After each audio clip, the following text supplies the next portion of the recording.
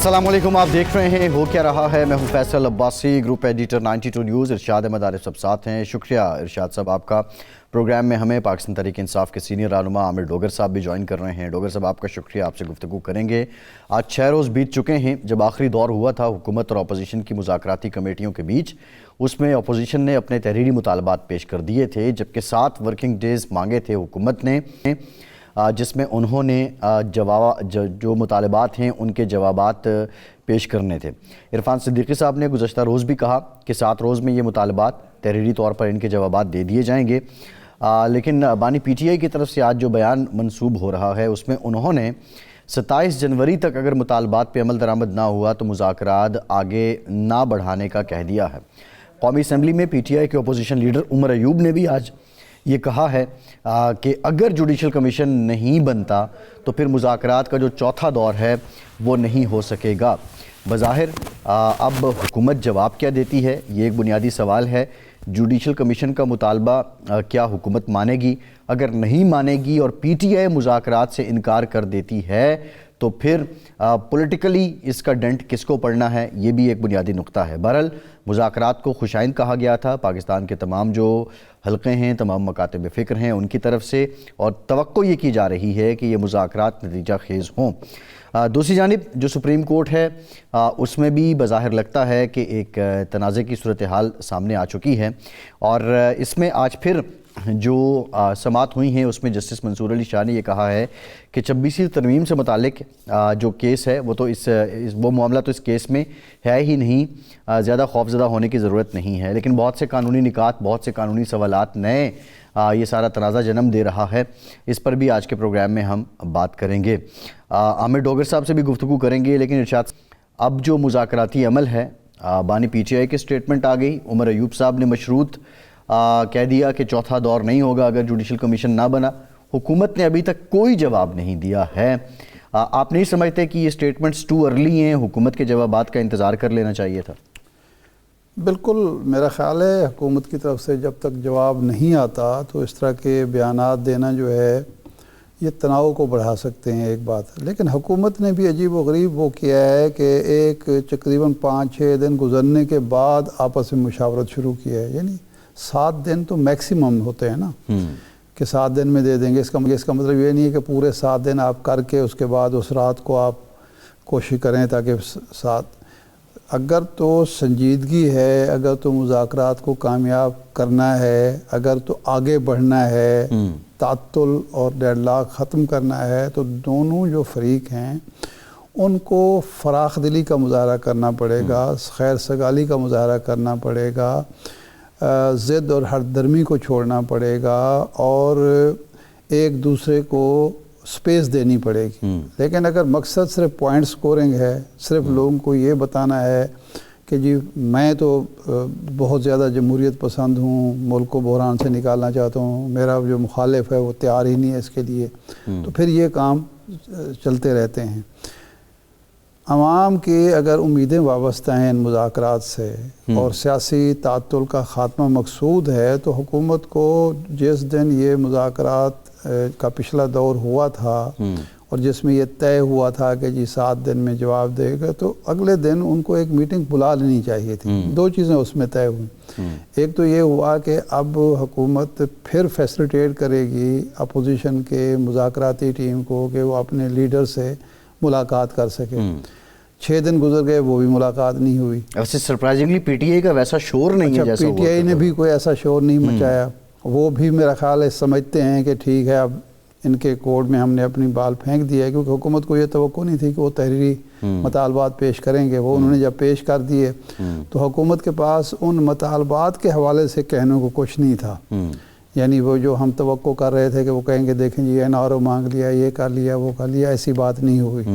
تو اب میرا خیال ہے حکومت کو بھی مزید وقت ضائع کرنے کے بجائے سوچ بچار کر کے اسی ہفتے میں جواب اپنا دے دینا چاہیے، اور پی ٹی آئی کو جواب آنے کے بعد رد عمل 28 کی تاریخ مقرر کرنے کے بجائے پیر کو مذاکرات کرنے آتا اور ہو جانا چاہیے، تاکہ 1-2 دن مزید جو رہتے ہیں، مثال کے طور پر 31 یا 27 کی جو وہ کہہ رہی ہے، وہ بھی ایک جواز ہو جائے گا کہ چلو جی بات آگے چل پڑی ہے، چوتھا دور ہو گیا، پانچویں دور کا انتظار کرنا چاہیے. صحیح، بالکل. لیکن میرا خیال ہے ہم عامر ڈوگر صاحب سے یہ پوچھ لیتے ہیں کہ یہ جو آپ نے ایک تلوار لٹکائی ہوئی ہے کہ جناب 27 جنوری تک یا 31 تک جوڈیشل کمیشن نہ بنا تو پھر تو ہم مذاکرات کے اگلے دور میں جائیں گی نہیں، کیا یہ فلیکسیبلٹی نہیں دکھانی چاہیے؟ جہاں اتنے دن ضائع ہو گئے، 2-4 دن آگے پیچھے بھی ہو جاتے ہیں، تو اس میں اتنا ناراض ہونے کی یا مذاکرات کو معطل کرنے کی کیا جواز ہے؟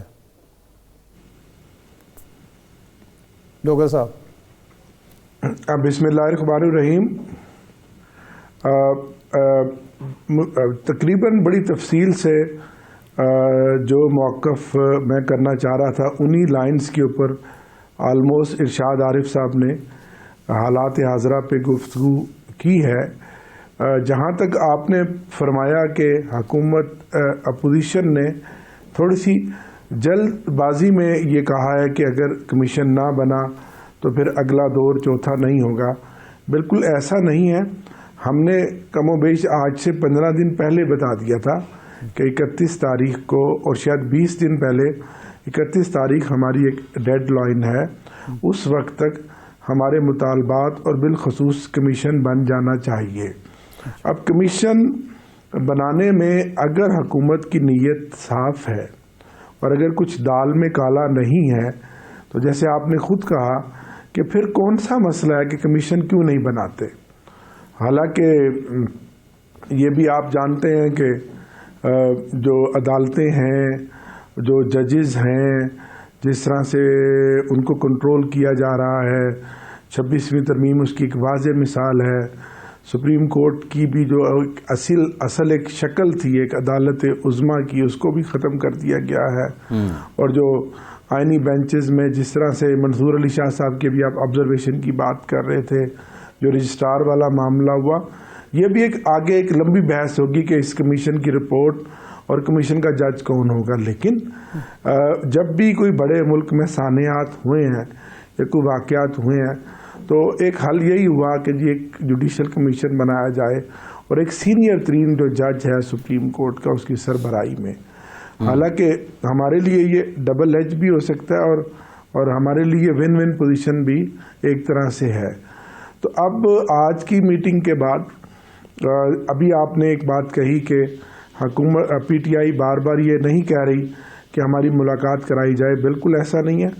میں کیونکہ پارٹی کا چیف وپ بھی ہوں اور میرا ایک لائزون اور کوارڈینیشن کا کام بھی ہے حکومت کی کمیٹی کے ساتھ اور اسپیکر آفس کے ساتھ، تو میں تقریباً روزانہ ہی اسپیکر صاحب کو یاد کروا رہا ہوں کہ آپ ہمیں فیسلیٹیٹ کریں، جیسا کہ آپ نے ماضی میں پہلے کیا ہے.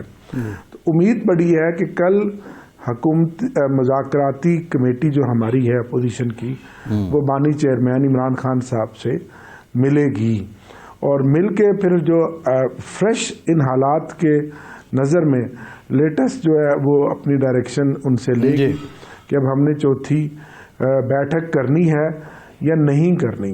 کیونکہ ہم چاہتے ہیں کہ اگر گورنمنٹ کمیشن بنا دے تو پھر اور بڑے مسائل ہیں جو ہماری ڈیمانڈز ہیں، جو ابھی ان 2 ڈیمانڈز کے ساتھ ہیں.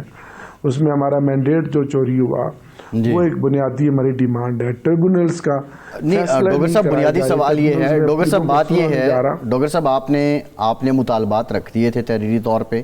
7 ورکنگ ڈیز کا ٹائم فریم حکومت کی طرف سے دیا گیا تھا، جو 7 ورکنگ ڈیز ابھی مکمل نہیں ہوئے. آج ایک مشروط اناؤنسمنٹ آپ نے کر دی کہ اگر جوڈیشل کمیشن نہ بنا تو ہم چوتھے دور میں نہیں جائیں گے. آپ نہیں سمجھتے کہ یہ آپ نے کوئی جلد بازی کر لی ہے؟ اور اگر حکومت آپ کو بھی حکومت کا جواب تو آنے دیتے، یا آپ کے پاس خبر آ گئی کہ حکومت جوڈیشل کمیشن نہیں بنا رہی؟ نہیں حضور، ہم نے تو اپنا موقف آج دہرایا. یہ بات تو ہم نے 15 دن پہلے بھی کر دی تھی اور 20 دن پہلے بھی کر دی تھی کہ 31 تاریخ ایک ڈیڈ لائن ہے.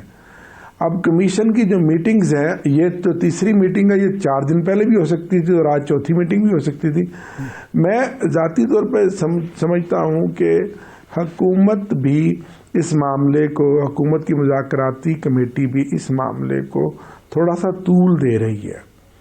وہ بھی طول دے رہی ہیں، اور جس کو کہتے ہیں نا کہ حساب کی جنگ ہے، اور دیکھا جا رہا ہے کہ ہم کہاں تک اپنے اس معاملے کو، اس کے اوپر جو ہے وہ اسٹینڈ کرتے ہیں اور کہاں تک ہم نے آگے چلنا ہے. بہرکیف ہم تو ملک اور قوم کے وسیع تر مفاد کے لیے اور رول آف لا کے لیے، اور پھر یہ کہا جاتا تھا کہ جی پی ٹی آئی تو کہیں بیٹھتی نہیں ہے، یہ تو بیٹھنا نہیں چاہتی، یہ تو آئسولیشن میں چلے گئے ہیں، یہ تو بات ہی نہیں کرتے. اب جب ہم بات کرنے کے لیے ٹیبل پر بیٹھ گئے ہیں، اور اچھی بات ہے کہ وہاں سے جو حکومت کی 8 رکنی کمیٹی ہے، اس میں حکومت نے اپنے تمام اتحادیوں کو شامل کیا، اور ان میں سے کچھ اتحادی ایسے بھی ہیں جو ماضی کی ہماری حکومت کے اتحادی بھی تھے. تو یہ ایک اچھا ایک عمل تو شروع ہوا ہے بطور سیاسی ماحول میں. اگر جہاں پولرائزیشن ہے اور افراتفری اور انارکی ہے، وہاں یہ عمل تو بہت اچھا ہے. اور یہی ایک بڑا فورم ہے، اور پارلیمنٹ ہی ایک ایسی جگہ ہے جہاں سے ہم بہت بڑے بڑے جو مسائل ہیں، جو 75 سالوں کے مسائل ہیں، جو معاشی پالیسی بھی ہم بنا سکتے ہیں، ایک چارٹر آف ڈیموکریسی جس کو کہتے ہیں. اور آنے والے دنوں میں آئندہ ایک صاف شفاف الیکشن کی طرف بھی اس ملک کو لے کے جا سکتے ہیں، وہ جب بھی ہو. ابھی آنے والے دنوں میں چیف الیکشن کمشنر کی مدت جب ختم ہو رہی ہے آج کل میں، اس پر بھی ہم بات کر سکتے ہیں. ڈوگر صاحب قطع کلامی معاف. جی سر. آپ نے ایک چارٹر آف ڈیمانڈ ان کے سامنے رکھا، 2 مطالبات رکھے، انہوں نے اب جواب دینا ہے، تو جواب سامنے آنے کے بعد ہی آپ کو یہ ڈیسائیڈ کرنا ہے کہ اب اگلے مذاکرات میں جائیں نہ جائیں. جواب بھی تو انہوں نے اگلے مذاکراتی جو عمل ہوگا یا دور ہوگا، سیشن ہوگا، اس میں رکھنا ہے. تو پہلے اعلان کر دینا کہ جی اب ہم اگلے، یعنی آج جو عمر ایوب صاحب کا بیان چل رہا ہے کہ ہم اگلے دور میں شامل نہیں ہوں گے، مذاکرات کا جو اگلا دور ہوگا، چوتھا دور ہوگا. تو اس کا مطلب تو یہ ہے کہ آپ تلوار لٹکائے دینا چاہتے ہیں، آپ خود سیریس نہیں ہیں نا، یا راہ فرار اختیار کر رہے ہیں؟ سر ایسا نہیں ہے. دیکھیں، ہم تو جن مشکل حالات میں آپریٹ کر رہے ہیں، ہمارے بانی چیئرمین عمران خان صاحب وزیر اعظم پاکستان جیل میں ہیں، اور ہمیں ملاقات بھی نہیں کی جانے دیتی. اور آپ کو پتہ کہ کس طرح سے ہماری ملاقات کس ایٹماسفیئر میں ہوتی ہے.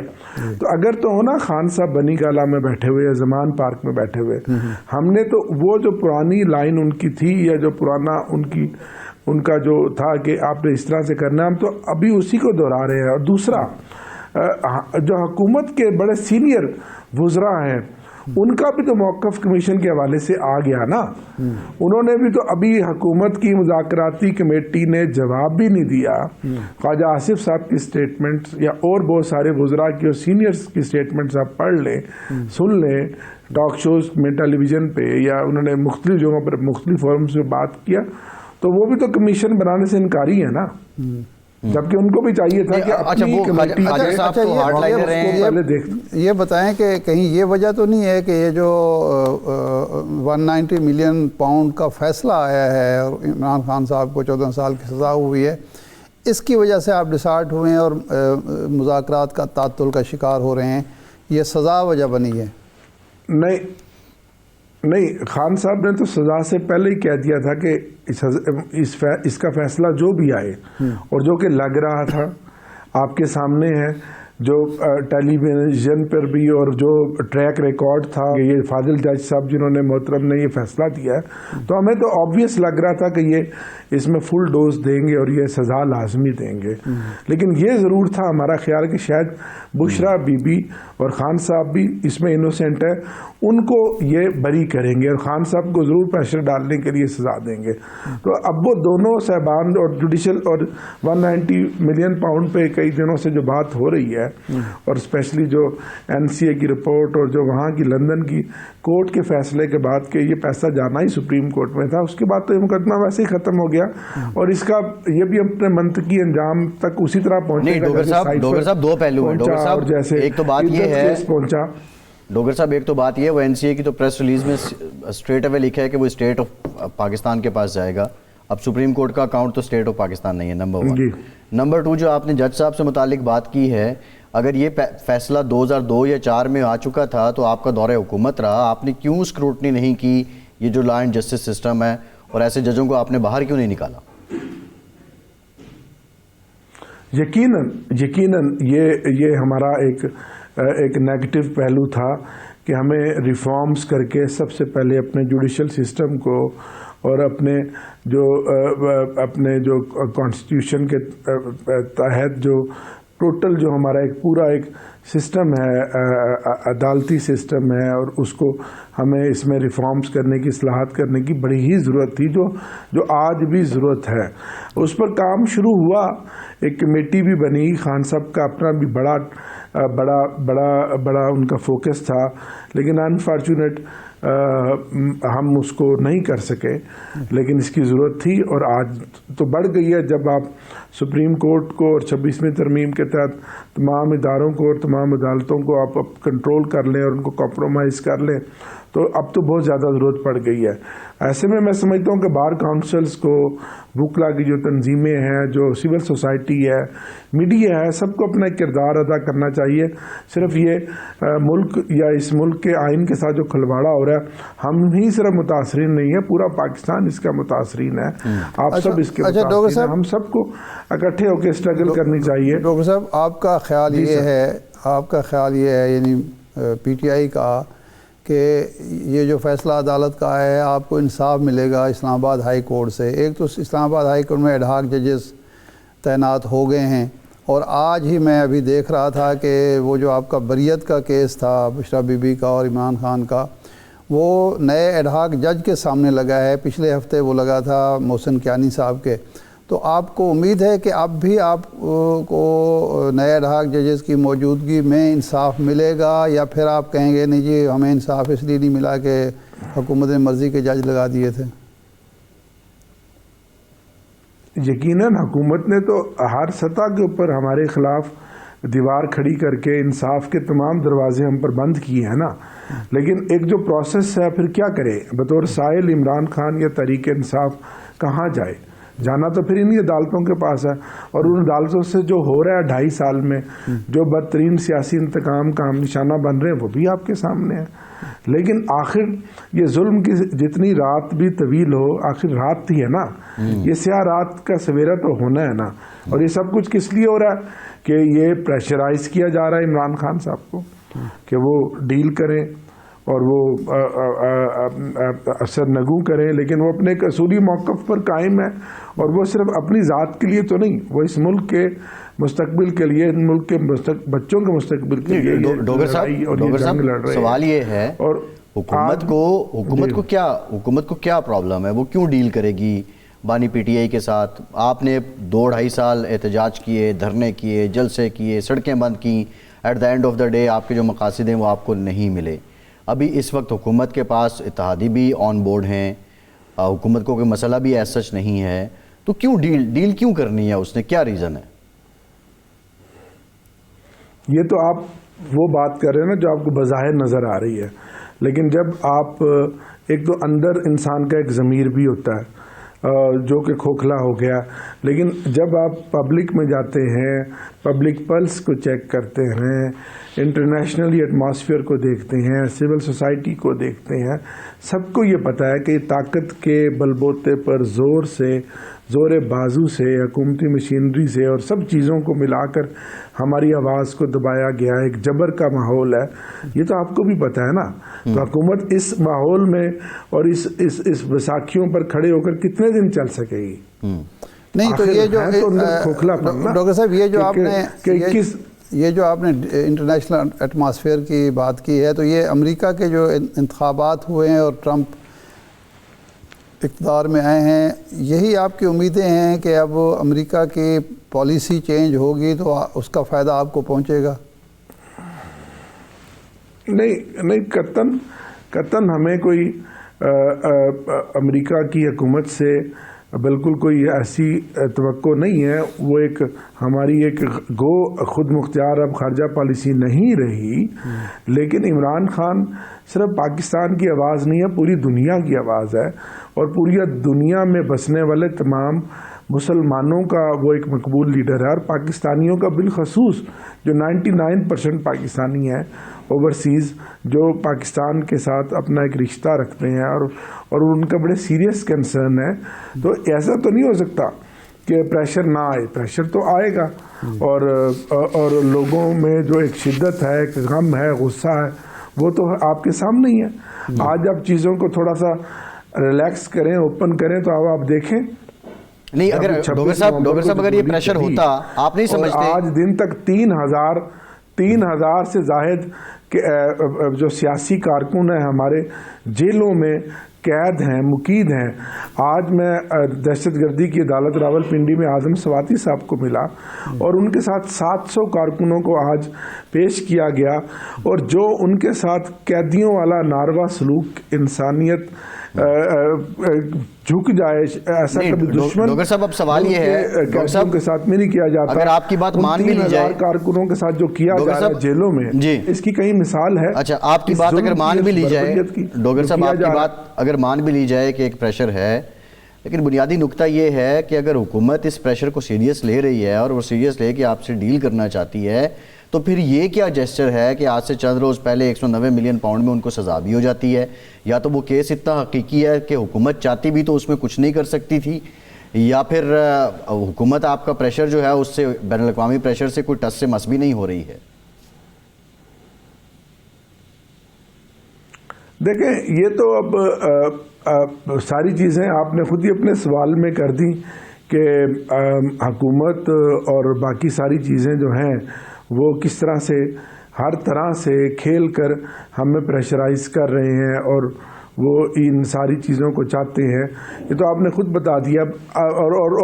اور اس مقدمے کی اگر دیکھا جائے تو اس کی تو پروسیکیوشن بھی نہیں بنتی تھی, لیکن انہوں نے پہلے سے ہی کہہ دیا تھا کہ جس میں ان کو نہیں. میرا سوال یہ ہے کہ اگر یہ کیس اتنا بوگس تھا ڈوگر صاحب, اگر یہ کیس اتنا بوگس تھا, اور پھر آپ کہہ رہے ہیں کہ حکومت پہ پریشر بھی آ رہا ہے, اور اس پریشر کی وجہ سے وہ آپ کی بانی کے ساتھ ڈیل بھی کرنا چاہتی ہے, تو پھر اس کیس میں تو حکومت کے تو ہاتھ پاؤں بالکل بن جانے چاہیے تھے اگر کیس اتنا بوگس تھا. تو بات یہ کہ یہ کیسا ہے کہ پریشر بھی آ رہا ہے اور وہ پریشر کو کنسیڈر بھی نہیں کر رہی ہے اور وہ ڈیل بھی کر رہی ہے, یہ ذرا سمجھا دیں. سر, یہ بوگس کیس ہی کے ذریعے جو پریشر ڈالا جا رہا ہے نا, اور ساتھ یہ بتایا جا رہا ہے نا کہ جی ہم نے تو یہ کیس ان کے اوپر بنتے تھے, تو پریشر جو ہے وہ تو عوام کا پریشر ہے اور پبلک کا پریشر رہے گا, اور ہم اس پریشر کو بڑھاتے رہیں گے. آج بھی ہم نے نیشنل اسمبلی میں ایک بڑا پرزور احتجاج کیا جب پرائم منسٹر آئے, کل بھی احتجاج کیا, اور یہ اپوزیشن اپنا ایک جو کردار ہے وہ ادا کرتی رہے گی, اور ایک حق کی لڑائی ہم لڑ رہے ہیں اور اس پر ہم چلتے رہیں گے, حکومت پریشر لے یا نہ لے. لیکن ہم تو اپنا اس پریشر کو, اس اپنے اصولی موقف کو احتجاج کی شکل میں اور ہر اس فورم پر جا کر اپنا ریکارڈ کروائیں گے اور پریشر بڑھاتے چلے جائیں گے. اب یہ پریشر لیتے ہیں یا نہیں لیتے وہ آپ کو پتہ ہی ہے کہ وہ اس کے عوامل کیا ہیں اور اس کے پیچھے جو ہے کردار کون ہے, آپ سب جانتے ہیں. میں کیا بات کروں, اگر کوئی بات کروں گا. اچھا, یہ فرمائیں کہ 8 فروری کو آپ نے یوم احتجاج کا اعلان کیا ہے, یوم سیاہ منانے کا اعلان کیا ہے.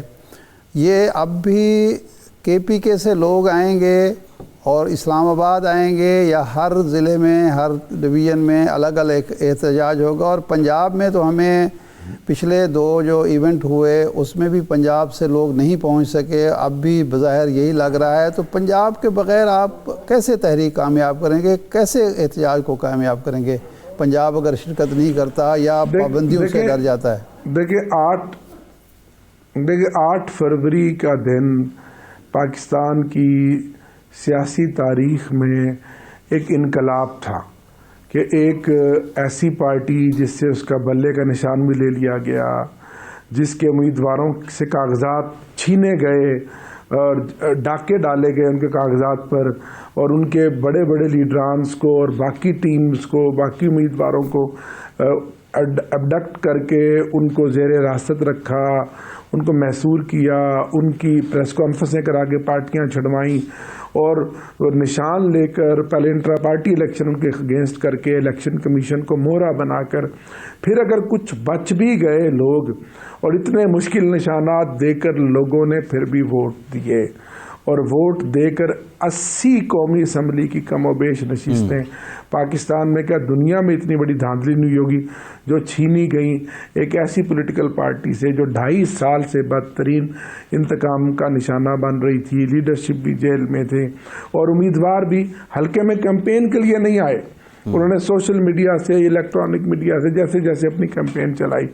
اور پھر ایک نیا ڈیزائن فارم 47 جو ایک بی پلان تھا ان کے پاس، رات کو جب رزلٹ آنے شروع ہوئے اور 2 بجے کے بعد ان کے ہاتھ پیر پھول گئے اور انہوں نے کنٹرول رومز جو ہمارے لیے نہیں ڈوگر صاحب اگر اتنا کچھ ہوا، ڈوگر صاحب اگر اتنا کچھ ہوا، اتنی بڑی دھاندلی ہو گئی، ایک بہت بڑی پولیٹیکل فگر آپ کے سابق رفیق بھی تھے جہانگیر ترین صاحب، آپ نے ہیوی مارجن سے ان کو شکست دی، تو ایسا کیا ہوا کہ جہاں سے آپ جیت گئے وہاں دھاندلی نہیں ہوئی، جہاں سے آپ ہار گئے وہاں پہ دھاندلی ہو گئی؟ جہانگیر ترین صاحب کیسے ہارے پھر؟ نہیں، میں تو اپنی سیٹ، وہ ایک انقلاب تھا. میں 1 لاکھ ووٹوں کی لیڈ سے جہانگیر ترین صاحب سے جیتا ہوں. میرے ان کے 50,000 ووٹ ہیں، میرا 1,50,000 ہے. وہ شہر کا حلقہ تھا اور پھر شہروں میں اور دیہاتوں میں لوگ نکلے، پریشر ڈالے، لیکن اس کے باوجود 70-80 سیٹیں آپ سب جانتے ہیں انہوں نے ہم سے چھین لی. ہم جہاں ہم الیکشن کو کنٹرول کر سکے، پبلک کو اکٹھا کر سکے، اور جہاں بہت ایکسٹرا آرڈنری. آپ کی سیٹ کیوں نہیں چھینی ڈاکٹر صاحب؟ آپ کی سیٹ کیوں نہیں چھینی؟ جہانگیر ترین صاحب تو بہت فیورٹ تھے. 47 کا ووٹوں کا تو تھا ہی نہیں. آپ تو خود یہ کہتے ہیں کہ رزلٹ تبدیل کیے گئے. جہانگیر ترین صاحب کو ایک پارٹی کے سربراہ تھے، اس کو 47 کا فارم کیوں نہیں ملا؟ یہ بھی تو ذرا منطق ہمیں سمجھائیں نا. ہاں، جہانگیر ترین صاحب کیونکہ لڑ رہے تھے 2 سیٹوں سے الیکشن. اچھا. 4 دن پہلے الیکشن سے 5 دن پہلے جہانگیر ترین صاحب نے غالباً 2 یا 3 تاریخ کو ملتان شہر کا اپنا حلقہ اور اپنی کیمپین ختم کر کے پورا فوکس کیا لودھراں کے حلقے پہ، جو کہ ان کا اصولاً حلقہ بنتا بھی تھا جس سے وہ 2 الیکشن جیتے بھی تھے.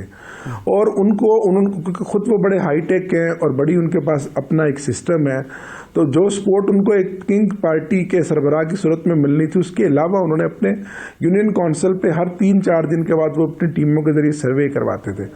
تو ان کو جب بالکل پتہ چل گیا کہ یہاں ہر طرح کا ہتھیار جو ہے کام نہیں آئے گا، تو انہوں نے یہ کہا کہ جو میری آبائی سیٹ ہے، جہاں میرا ایک بڑا ورک ہے، جہاں میرا ایک کمیونٹی کے اندر میرا سوشل ورک ہے، چیریٹی ورک ہے، میں وہاں رہا ہوں اور مجھے وہاں فوکس کرنا چاہیے.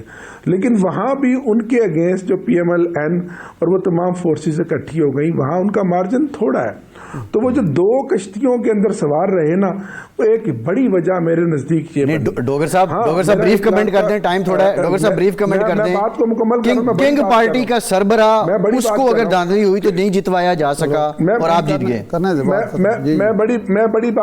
میں بڑی بات کر رہا ہوں کہ اگر جہانگیر ترین صاحب صرف 1 سیٹ سے الیکشن لڑتے، بھلے میرا مارجن جتنا بھی ہوتا، تو وہ بھی فارم 47 سے الیکشن میں آ جاتے. ایک بات. دوسری بات یہ کہ کچھ اللہ تعالیٰ کے بھی اپنے کرشمے ہوتے ہیں. پرویز خٹک کو آپ دیکھ لیں، وہ کے پی کے کنگز پارٹی کے سربراہ تھے اور ان کو ایک عبرتناک شکست ہوئی.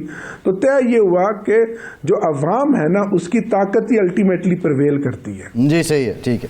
بہت شکریہ عامر ڈوگر صاحب. آپ کے بریک کے بعد واپس آتے ہیں.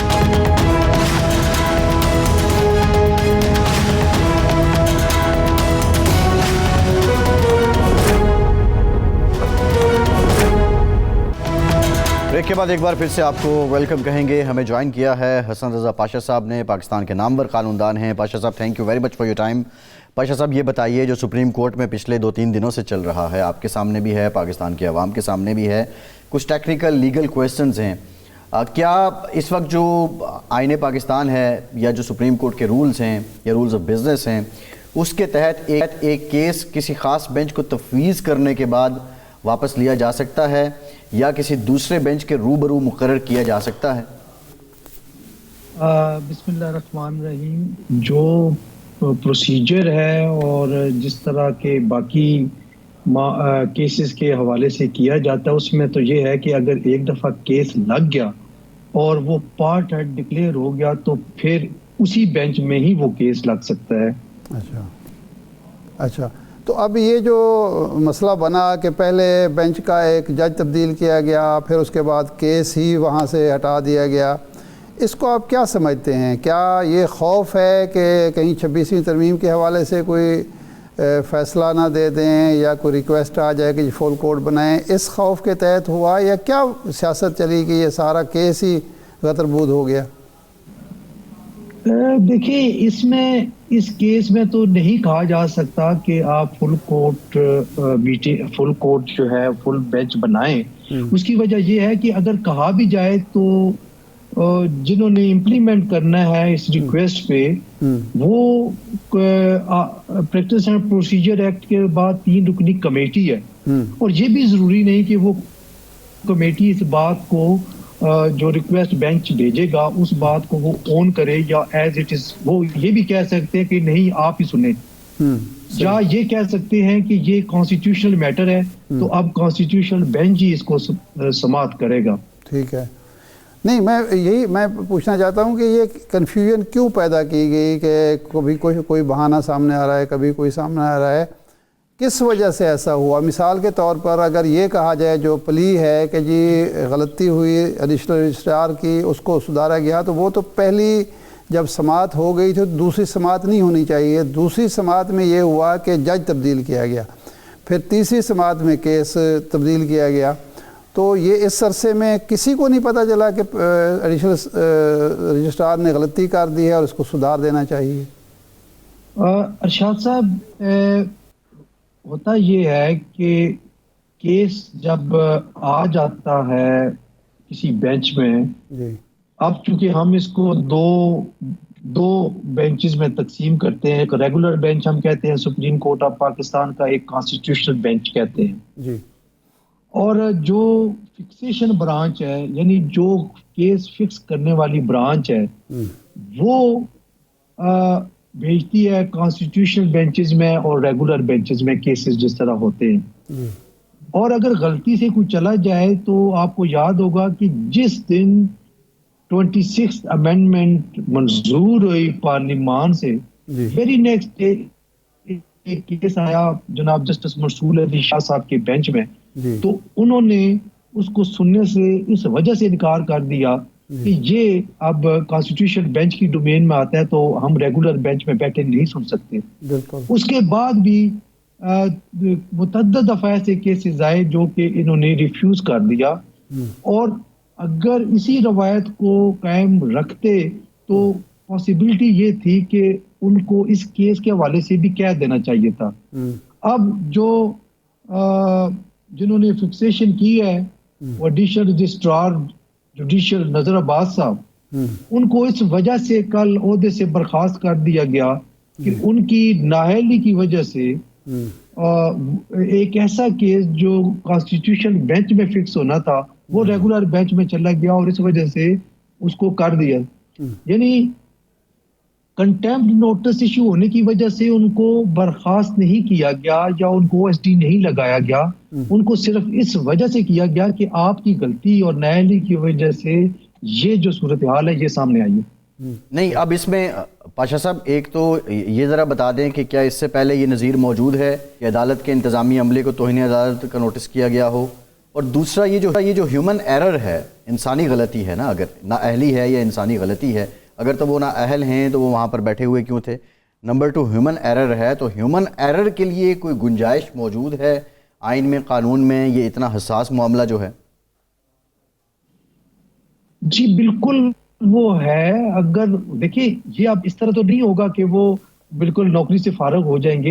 ایک انکوائری ہوگی، انکوائری آفیسر مقرر ہوگا، شو کاز نوٹس ہوگا، اور وہ پروسیجر ہوگا جو کہ باقی انکوائریز میں ہوتا ہے، اور وہ اپنا ڈیفینس دیں گے، بتائیں گے کہ کس وجہ سے یہ ہوا ہے. تو پھر دیکھا جائے گا کہ اٹ واز ایرر، یا پھر ان کی کوئی ویسے اگر کوئی اور سوچ تھی جس کی وجہ سے بھیجا. یہ دونوں چیزیں تھریش آؤٹ تو ہوں گی، لیکن یہ انکوائری جب کمپلیٹ ہوگی تو تبھی ہم اس پوزیشن میں ہوں گے کہ کوئی اس پہ کامنٹ کر سکے. اچھا، کل جو پریس ریلیز سپریم کورٹ کا جاری ہوا اس نے بھی ایک پنڈورا باکس کھول دیا کہ وہ جاری ہوا پریس ریلیز اس حوالے سے، اس بینچ کے حوالے سے، اس کیس کے حوالے سے، اور نذر عباس صاحب کے حوالے سے. ان پر ایلیگیشن لگایا گیا کہ جی وہ نااہلی کا ثبوت دیا اور اس لیے ان کو OSD بنا دیا گیا ہے. لیکن ساتھ ہی اس میں کہا گیا ہے کہ جو 26ویں آئینی ترمیم کے بارے میں جو درخواستیں آئی ہوئی ہیں ان کے لیے جو بینچ ہے کانسٹیٹیوشنل بینچ اس میں 8 ممبر لکھا گیا ہے، 8 رکنی بینچ لکھا گیا ہے، تو اس کے حوالے یہ کر دیا گیا اور فلاں تاریخ کو وہ سنیں گے۔ 26ویں آئینی ترمیم کا اس کیس سے یا اس معاملے سے کیا تعلق تھا کہ پریس ریلیز میں اس کا ذکر کرنا بھی ضروری سمجھا گیا؟ اصل میں جتنے بھی کانسٹیٹیوشنل میٹرز آتے تھے تو آپ نے دیکھا ہوگا کہ جناب جسٹس منصور علی شاہ صاحب نے 3 سے 4 خطوط لکھے چیف جسٹس صاحب کو کہ آپ یہ جو 26ویں ترمیم والے کیسز ہیں جس کو چیلنج کیا گیا ہے ان کیسز کو فکس کریں، تو وہ شاید اسی تناظر میں اس پریس ریلیز میں لکھ دیا گیا ہو کہ وہ چونکہ فکس ہو گئے ہیں تو یہ تنازع ونس فار آل ختم ہو جائے گا، کیونکہ یہ بھی چونکہ اسی حوالے سے کانسٹیٹیوشن بینچ اور ریگولر بینچ کی جو جورسڈکشن ہے اس حوالے سے اس کیس پہ یہ ایک ہائپ کریٹ ہوئی تھی، تو شاید اس کو ریڈریس کرنے کے لیے یہ بات کی گئی ہو۔ اچھا، اگر مثال کے طور پر ایک بینچ یہ کہے چیف جسٹس سے یا بینچ سے کہ جناب آپ فل کورٹ بلائیں، یہ میٹر اس طرح کا ہے کہ اس کو فل کورٹ کو سننا چاہیے، تو کیا وہ بائنڈنگ ہوگا یا وہ محض ریکویسٹ ہوگی؟ اور یہ جو موجودہ کیس میں کہا جا رہا ہے کہ ایک جوڈیشل آرڈر کو ایک ایگزیکٹو آرڈر کے ذریعے غیر مؤثر کیا گیا ہے، تو یہ واقعی جوڈیشل آرڈر جو تھا چیف جسٹس پر اور سپریم کورٹ پر پوری پر بائنڈنگ ہوتا ہے؟ سوال کے دو ہوتے ہیں۔ میں پاشا صاحب یہ ارشاد صاحب نے جو سوال آپ کے سامنے رکھا ہے، یہ بریک کے بعد یہی نقطہ یہیں سے ہم آغاز کریں گے، پھر سے ہمارے ساتھ رہیے۔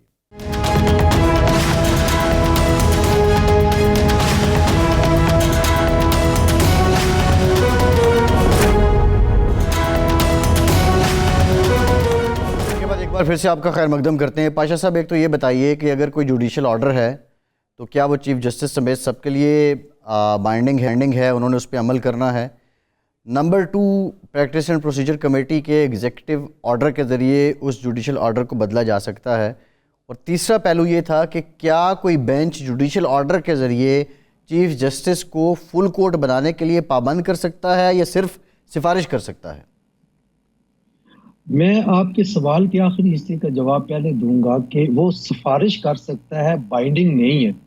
اور چیف جسٹس یا جو بھی ماسٹر آف دی روسٹر ہے، جو کہ اب پریکٹس اینڈ پروسیجر ایکٹ آنے کے بعد 3 رکنی کمیٹی ہو گئی ہے، بن گئی ہے ماسٹر آف دی روسٹر، تو پھر ریکویسٹ بھیجی جا سکتی ہے لیکن ان پہ بائنڈنگ نہیں ہے۔ وہ ان کے پاس بھی رکھ سکتے ہیں، وہ فل کورٹ بھی بنا سکتے ہیں یا لارجر بینچ بھی بنا سکتے ہیں، یا پھر واپس اسی بینچ کو بھیج سکتے ہیں کہ نہیں آپ ہی سماعت کریں، دس از سفیشینٹ، تو یہ بائنڈنگ نہیں ہے۔ دوسری بات جو آپ نے جوڈیشل آرڈر اور ایگزیکٹو آرڈر کی بارے میں بات کی، کوئی اس میں دوسری رائے نہیں ہے۔ جوڈیشل آرڈر کو فوقیت حاصل ہے ایگزیکٹو آرڈر پہ، اور جوڈیشل آرڈر ایگزیکٹو آرڈر کو انڈو کر سکتا ہے، اس میں کوئی اور دوسری رائے نہیں ہے۔ اب بات ایک آ جاتی ہے اس پرٹیکولر کیس کے حوالے سے کہ ایک پوائنٹ ان ایشو جورسڈکشن کا آ جاتا ہے کہ کیا اس پرٹیکولر بینچ کو جورسڈکشن تھی اس کیس کو سننے کی، تو لا آف لینڈ کو دیکھنا پڑے گا کہ اس طریقے سے کہ جو امینڈمنٹ آنے کے بعد اب ریگولر بینچز اور کانسٹیٹیوشنل بینچز میں تقسیم ہو چکی ہے، تو پھر سماعت اس نے کرنی ہے۔ میرا خیال یہ ہے کہ جب پارٹ ایڈ ہو گیا تو اسی بینچ نے ہی سننا ہے، لیکن جب کوئی فریق اعتراض کرے گا جورسڈکشن کے پوائنٹ پہ تو کورٹ کو پہلے جورسڈکشن پوائنٹ کو سیٹل کر کے پھر میرٹ والی سائڈ دیکھنی پڑے گی۔ یہ میری ہے ذاتی رائے۔ ہاں، آپ نے ابتدا میں یہی کہا تھا، تو اس کا مطلب یہ ہے کہ یہ بینچ بننا چاہیے، اس کو جوڈیشل آرڈر کے ذریعے یا پریس ریلیز کے ذریعے ختم نہیں ہو سکتا، یا یہ کہہ کے کہ جی ایڈیشنل رجسٹرار نے غلطی سے فکس کر دیا تھا، اب یہی سنے اور یہی جورسڈکشن کا فیصلہ کرے، اس کے سامنے اعتراض اٹھایا جائے، یہی آپ کہنا چاہتے ہیں؟ جی، ایک اور بڑی انٹرسٹنگ بات ہے ارشاد صاحب، اس میں جو ایک معزز جج صاحب آئے ہیں جناب جسٹس عقیل عباسی صاحب، وہ بھی اس بینچ میں نہیں بیٹھ سکتے اور انہوں نے خود یہ بتایا 2-3 دن پہلے ہیئرنگ کے دوران کہ جو امپیون ججمنٹ یا آرڈر ہے جو کہ اب یہ دیکھ رہا ہے بینچ، اس کے آتھر جج وہی ہیں، تو وہ تو اس بینچ میں بیٹھ ہی نہیں سکتے، صحیح، تو بینچ تو آٹومیٹیکلی ٹوٹ جائے گا جب بھی وہ کیس ان کے سامنے لگے گا، تو وہ بیٹھ ہی نہیں سکتے۔ دیکھیں نا، ایک فیصلہ انہوں نے خود کیا ہے، اب اپیل اس کی سپریم کورٹ آف پاکستان میں ہے، اتفاق سے وہ سپریم کورٹ کے جج ایلیویٹ ہو گئے اور اسی بینچ کا حصہ ہے، تو وہ کیسے سن سکیں گے اپنے ہی کیے گئے فیصلے کے خلاف؟ نہیں، جو بینچ تھا پاشا صاحب اس میں تو یہ نہیں تھے، یہ تو پہلے دن جب کیس سنا گیا ہے تو اس میں تو عرفان سعادت صاحب تھے، تو ان کو بھی ہٹایا گیا اور ان کو لایا گیا صرف اس لیے کہ یہ بینچ ٹوٹے۔ میں وہی عرض کر رہا ہوں کہ عرفان سعادت صاحب تو پہلے تھے نا، اس کے بعد جو دو ڈیٹ آف ہیئرنگ ہوئی ہیں اس میں جناب جسٹس عقیل عباسی صاحب ہیں، ٹھیک ہے، ان کو تو بیٹھنے نہیں چاہیے اس پہ۔ صحیح ہے۔ نہیں اچھا پاشا صاحب یہ بتائیے، یہ جو ایڈیشنل رجسٹرار جوڈیشل ہیں نظر عباس، ان کو ڈپارٹمنٹل انکوائری بھی ہو رہی ہے اور پھر ان کے خلاف شو کاز بھی ہے، لیکن یہ جو غلطی ہو گئی ہے، کیا بائی اینڈ لارج اس کی ذمہ داری رجسٹرار سپریم کورٹ پہ نہیں عائد ہوتی؟ کیونکہ یہ انتظامی عملہ تو سارا ان کو رسپونڈنٹ ہے۔ دیکھیں، رجسٹرار ایک ہوتا ہے اور پھر مختلف سیکشنز ہیں۔ دیکھیں، ایک دائری برانچ ہوتی ہے، ایک فکسیشن برانچ ہوتی ہے، اور بے شمار برانچز ہیں جن کے اپنے سیپریٹ ایڈیشنل رجسٹرار یا ڈپٹی رجسٹرارز ہیں۔ یہ چونکہ ایڈیشنل رجسٹرار جوڈیشل ہیں تو یہ ذمہ داری ڈائریکٹلی ان پہ آتی ہے، رجسٹرار تو اپنے آفس میں بیٹھ کے باقی انتظامی کام کر رہے ہیں۔ بہت شکریہ حسن رضا پاشا صاحب، آپ کے وقت کا آپ موجود تھے۔ ارشاد صاحب، دو بڑی عام سینٹ کی جو قائمہ کمیٹیز ہیں ان کی میٹنگز ہوئی ہیں۔ ایک تو سینیٹر عرفان اللہ نے یہ کہا ہے کہ سٹار لنک کو لائسنس دینے پہ عفنان اللہ نے سینیٹر عفنان اللہ نے یہ کہا ہے کہ سٹار لنک کو لائسنس دینے سے پہلے ایلان مسک کو معافی مانگنی ہوگی۔ دوسری جو قائمہ کمیٹی ہے، سلیم ماڑوی والا صاحب جس کو سربراہ ہیں، انہوں نے ایف بی آر سے سفارش کی ہے کہ حضور والا یہ جو آپ 1000 گاڑیاں خریدنے کا منصوبہ بنا رہے ہیں، رحم کریں یہ نہ خریدیں۔ تو عفنان اللہ صاحب جو بات کر رہے ہیں، کیا آپ سمجھتے ہیں کہ ایلان مسک جو معافی مانگیں گے اس وقت، اور اگر وہ معافی نہیں مانگتے اور ہم سٹار لنک کو لائسنس نہیں دیتے تو اس کے اثرات کیا ہونے ہیں؟ پہلی بات تو یہ ہے کہ سٹار لنک ایک سہولت ہے جو ہمارے کاروباری طبقے کو مل سکتی ہے۔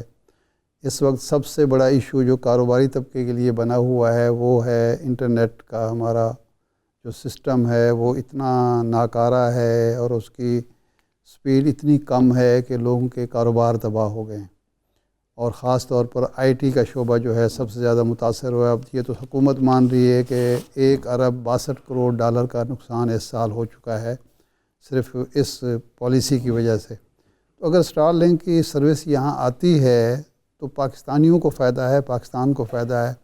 وہ بتایا ہے آج چیئرمین نے کمیٹی میں کہ جی اس وقت ہمیں جو حاصل ہے وہ ہے 18 Mbps ہوتا ہے، تو اگر سٹار لنک آئے تو وہ 100 ہوگا، یعنی اتنا زیادہ فرق ہوگا، اتنا زیادہ۔ اور پھر خاص طور پر دور دراز علاقوں میں جہاں سروس ہے ہی نہیں، وہ وہاں بھی سروس اویلیبل ہوگی اور وہاں بھی سارا کچھ ہوگا۔